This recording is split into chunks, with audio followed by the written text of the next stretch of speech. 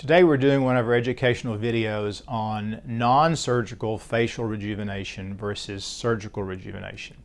And obviously, if anyone can achieve results without surgery, all of us as human beings would choose that. The issue is whether the non-surgical treatments can ever achieve enough improvement to justify the cost and the minimal downtime compared to having a small surgical procedure that typically creates a much longer result and even sometimes with less downtime. So let's break those down. So non-surgical treatments can be heat-based. All of them are where you try and heat the tissues without burning the skin to tighten the collagen and tighten the skin.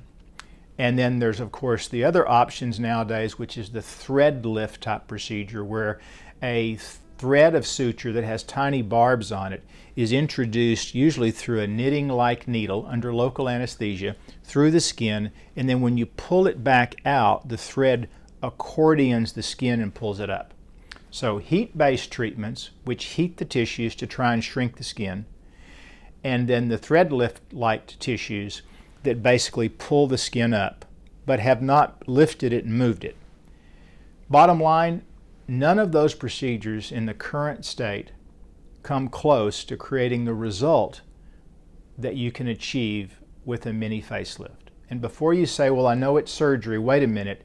A mini facelift can often be done under local anesthesia with very little downtime, and it will always create improvement that long outlasts any kind of improvement from the non-surgical options. So the point of the video is you want to at least consider a surgical option, even though you reflexively think, well, wait a minute, it's surgery, because many times the results are better, and for sure the recovery can be much better than you can imagine. So ask your plastic surgeon before you decide to do facial rejuvenation in its early stages.